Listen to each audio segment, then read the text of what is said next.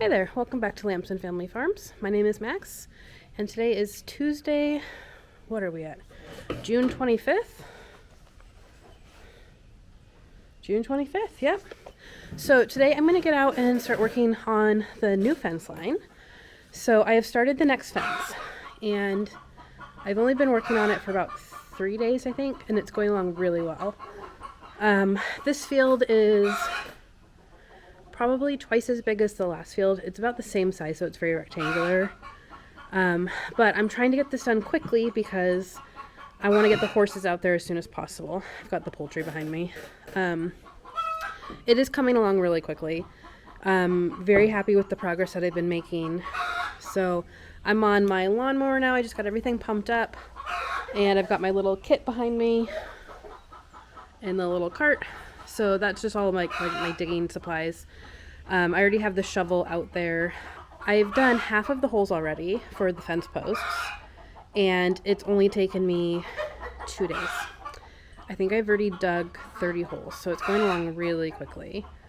I've decided to only use wooden fence posts for this field because I did a little cost breakdown.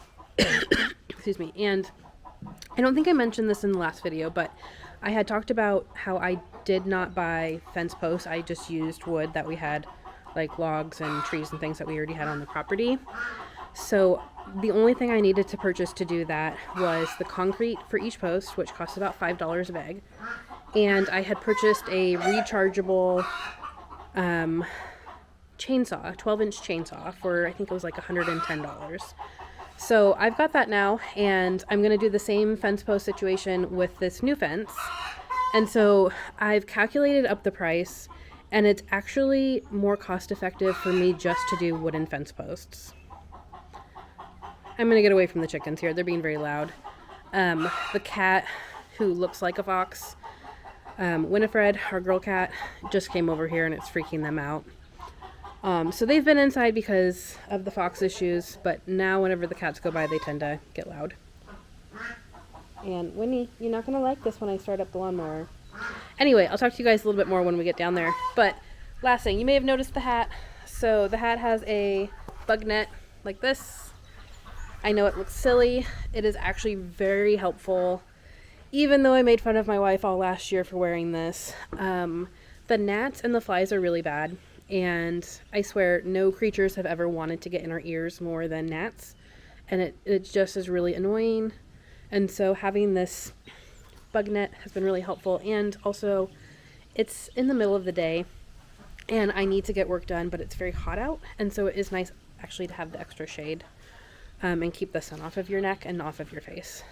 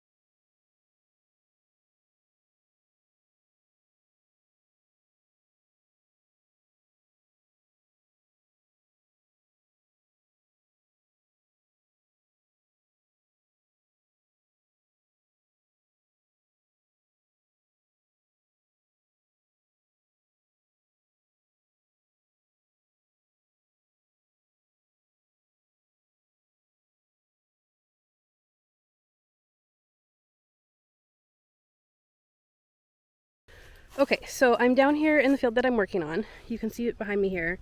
This is about the bottom half of the field, so it is rectangular shaped. And you can see under the tree, got the lawnmower parked in the shade. And so let me flip you around. So you can see this is the front of the field. So it goes, so this is fescue mix, and I'm dividing the field up here based on where it turns to alfalfa. So it kind of scoops out up here, goes around this corner, and I'm going to scoop the field just probably like 5 or 6 feet after this little tree island. So it'll scoop and it'll be this big rectangular field. But let me zoom in. So you can see up there, there's the barn. And so we've got this driveway that goes up towards the left, that goes up to the front field. And then the field closer to the barn there. Don't know if you can see the white line, but that's where I've got my cows right now. And then it scoops to the, let's see if you can see me. So it scoops to the bottom part of the big field, but then this will be the front of this field that I'm fencing in. And so this is just kind of a very long, skinny field, and it goes all the way back.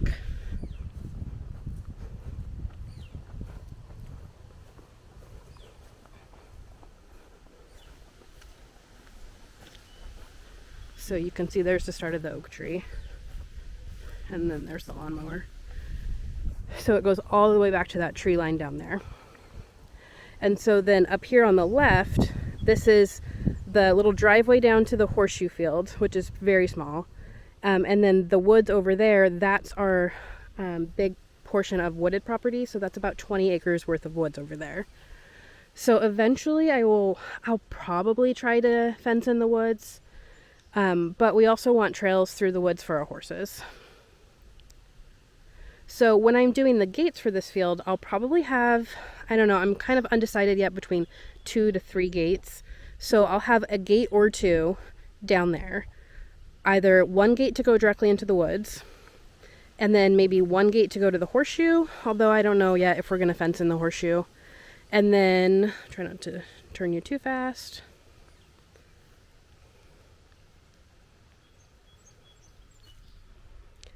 So then at some point at the front of the field, I'll have most likely just one gate.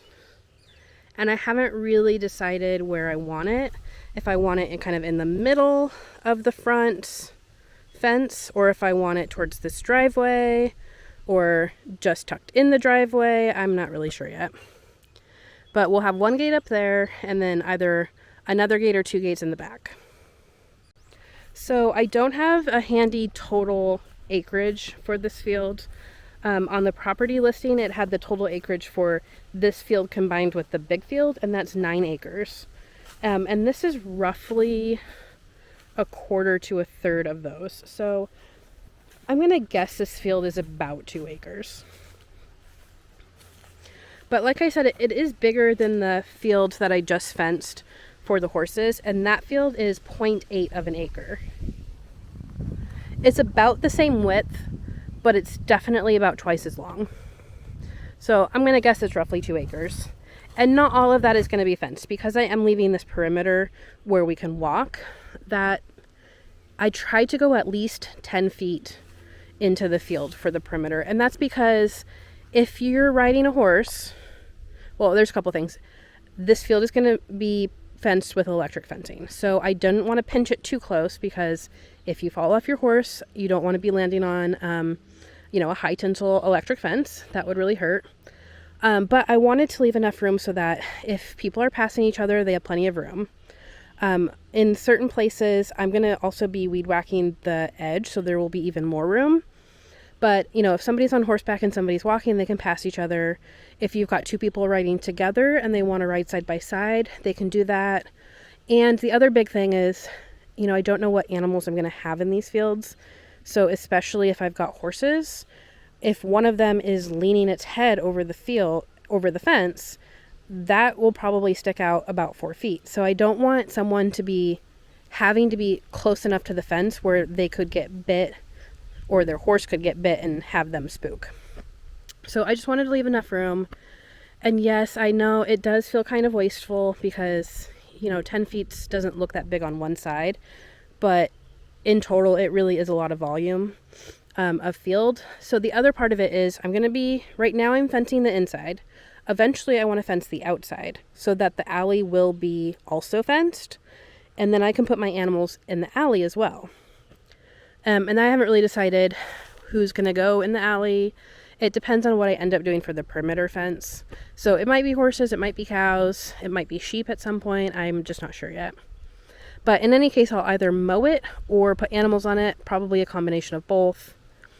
At one point, I had thought it would be neat if I could figure out a system where I've got my wooden fence here to do essentially like a dog tie out, like on the bottom where it would be unobstructed. So then I could hook like a lead line to it, like a 10-foot lead line, and clip it to my cow's collars. And then my cows could walk around and mow, and I wouldn't have to have another fence. But I haven't quite worked that out in my mind. It would be a little bit too specific of I could only tie out the cows. I really wouldn't want to tie horses, and then they might be getting in the way. I'm not quite sure about it yet, but I do think it's a cool idea. Okay, so this side of the field, I still need to dig the holes. You can see I just actually knocked over the string, but I do have a pretty good system going where let me zoom in so you can see it. You can see the rebar. So the rebars are just markers for me, just visuals. Same with the line. It's just so I can get a good idea of the fence line and how it scoops, or making sure I get it straight where I want it straight. I really don't need the line, but I just like to have it. And so then the rebars are just markers of where I will dig a fence post. So you can see there's one of my rebars. So I'm putting fence posts about every 20 feet. And I do think that's going to be enough for the wooden fence posts. It's going to be more of the poly wire for the electric fence. And I'm not planning on reinforcing it with T-posts. So I think I talked a little bit about this just previously, but it's not actually, I figured it out from the last fence that I did, it's not actually cost effective for the T-posts. The wooden fence posts are sturdier. They're going to hold up better over time. I can do more with them. They're higher. And the way that I'm doing them, it actually is cheaper than the T-post. So because I'm using lumber from our land that we already own, that's free for me.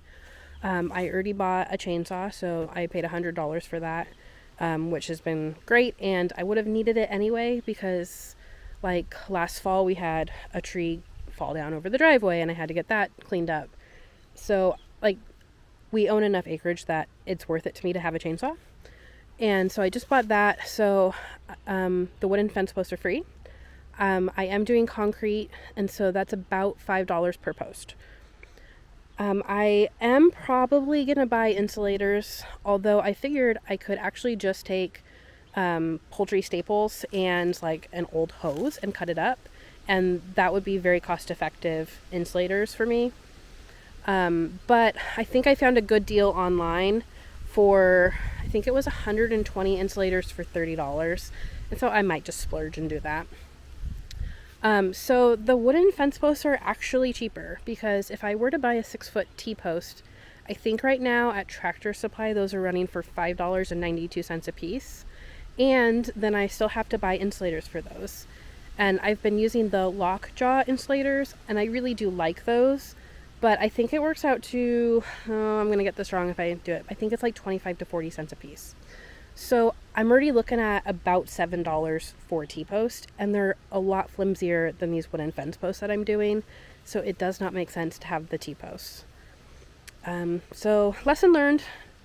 Glad I got that fence done over there, but it really would have been cheaper for me to do just wooden fence posts. So I think that's what I'm going to do from now on.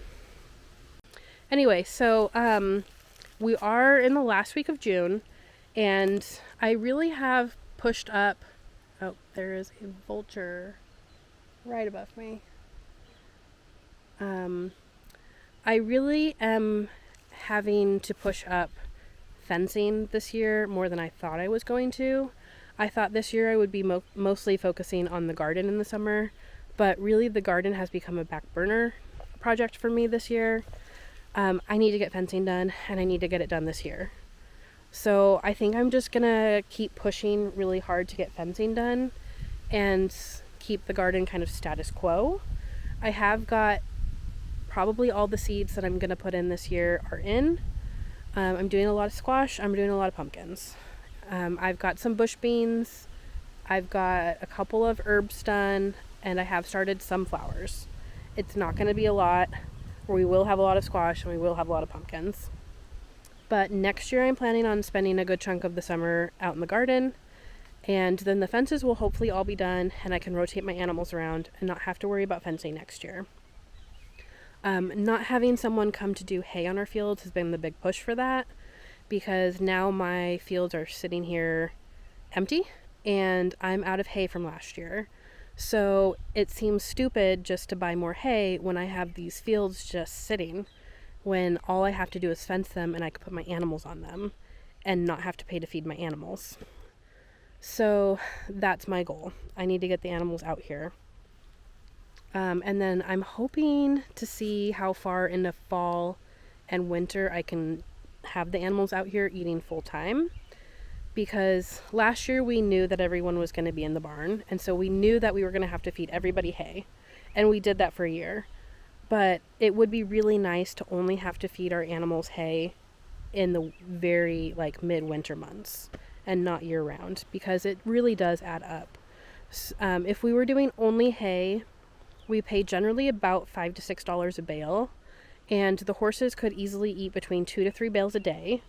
The cows could easily eat a bale and a half a day, and the goats go through about 2 bales every second to third day.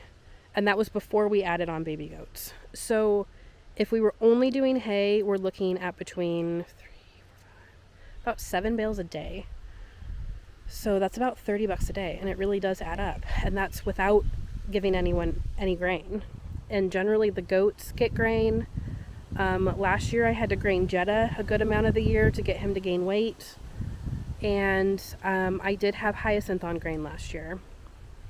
So it really does add up. It's silly just to let this land go to waste when I could be using it instead of paying money out to feed animals and have them sit in the barn.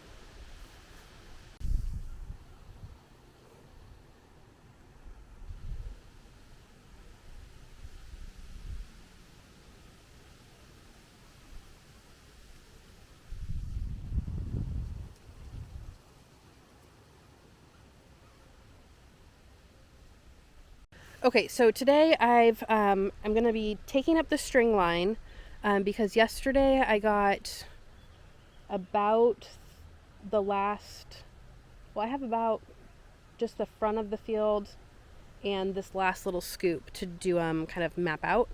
But I'm going to roll up the line, and then I'm going to be digging the holes. I'm hoping to get this whole side done today. So it's 1:30 in the afternoon. I don't want to jinx it, but these fence post holes have been incredibly easy to dig. Some of the holes I only have to use the shovel, and I don't even have to bend down to go dig out rocks. I'm going between 2 to 2.5 feet on these ones, which is a little less than I did on the last. The last field I think I did 3 feet, but I'm just going to do 2.5 feet this time. So I'm hoping to get a lot of these holes done. It's in the 70s today. It's not terrible, but it is going to, I do get hot. You can see I'm wearing my long sleeve shirt, and I've got my overalls on today. I actually do prefer to wear long sleeves when I'm out here, just because I tend to kind of get dark really quickly on my arms, and I don't want to burn myself. I'm not so much worried about sunburns. I generally don't sunburn. I've only ever had one sunburn in my life, and it was on the top of my nose when I was in Guadalajara, Mexico, and I was outside all day for a charity event, and my nose got burned. But just because I do have tattoos on my arms now. I'm actually trying to be better about protecting them from too much sun. Your tattoos will deteriorate faster if you don't protect them from the sun, and I really do like my tattoos. And I paid a lot of money for them and spent a lot of time going to get them. They definitely were an investment, and I know a lot of people will think, well, what the heck? But people who have tattoos, like quality tattoos, they're worth protecting. They will last longer and look better if you protect yourself from the sun. And the other thing about that is, which I hadn't actually realized until I got my first tattoo, all my tattoos are just black ink. You heat up faster when you have tattoos because you have black ink. And so I actually do feel warmer when I have my tattoos exposed on my arms, whereas I feel cooler if I have the long sleeves. So that's the reason for the long sleeves. So it's the tattoos, and actually because that we have the biting flies out here, I feel like I have more protection from the bugs if I am wearing long sleeves and all of, my skin is covered. So I really am kind of in full garb here. I've got my long pants, I've got my long sleeves, I'm going to put my insect net down, and I really just kind of get to work and get these fence posts dug. So I'm hoping, we'll see how far I get today. I think my record, and this was during the heat wave last week, so I was only out here for about 4 hours, but I think I dug 15 fence post holes that day. And so each side has probably about 15 to 20. So I'm hoping to get most of this side done today. And then I'm hoping tomorrow to finish the front of the field, finish those holes. And then later this week, I'm hoping to start cutting down the wood I need and getting the kind of beams, posts, essentially logs, moved over here. And then I'm hoping to concrete them in this weekend. And ideally, I could get the horses in here next week. So we'll see.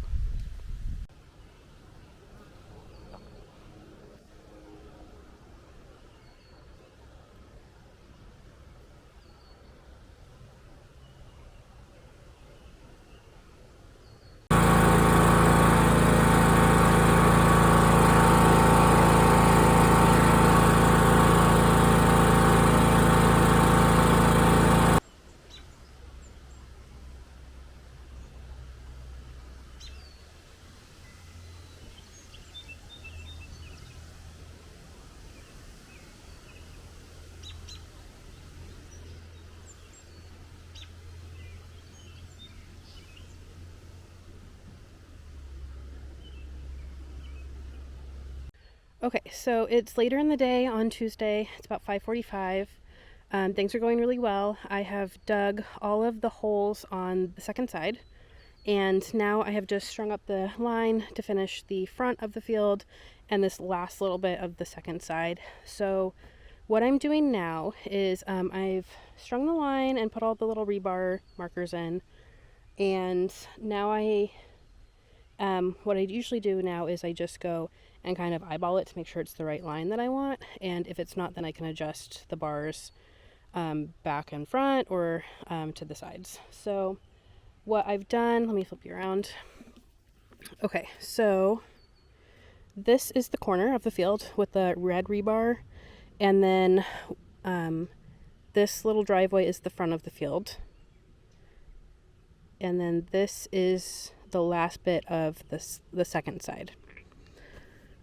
So let me zoom you in so you can kind of see my knee pad down there, which is the last hole that I dug, and you can kind of see the little white line. So I just adjusted that corner, and originally I had it similarly to where it is now, but then I had scooted it in because this is quite a wide corner.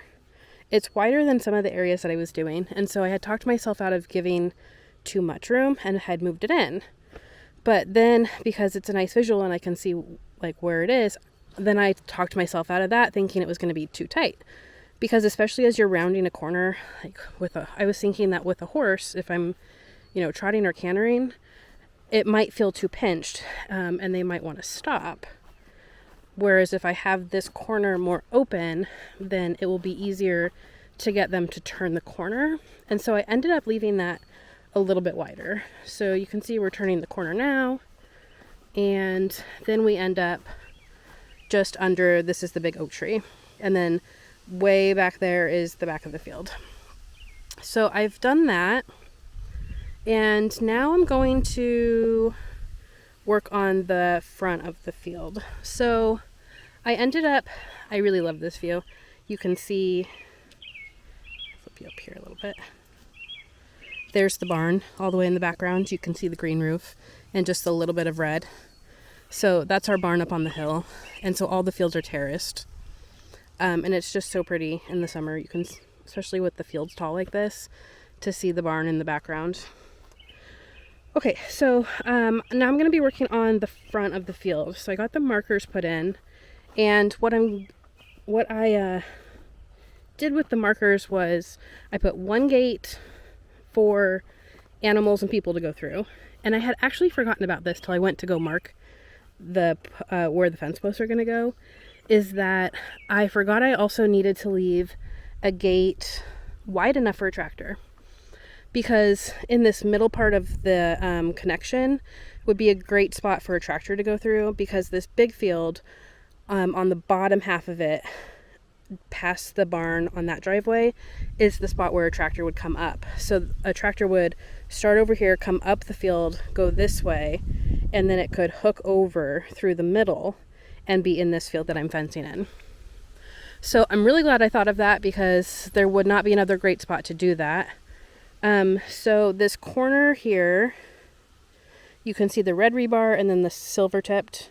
So that's going to be the corner, and then it's got 10 feet till the next post. So this will be the gate where people and animals can go through. And then, so when I'm planning the next field, which is going to be the big one, I'll do the same thing here. So then when you open both of them, it becomes an alley from the first field to the second field.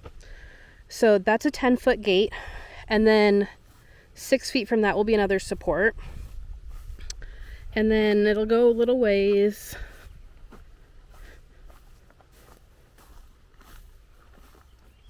Let's see. So you can see here, there's these two rebars with the red tips.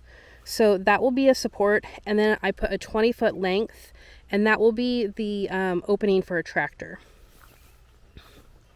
You can see my shadow here. The hat makes me feel farmer turned witch. Anyway, so then these two will be the support after the gate for the tractor. And then we'll have two more posts.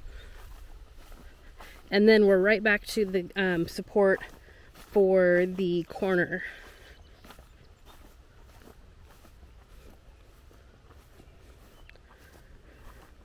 And so I've mostly already dug this corner. So this last rebar here, that's it. That's the third part of that corner. And then we're back to the other side.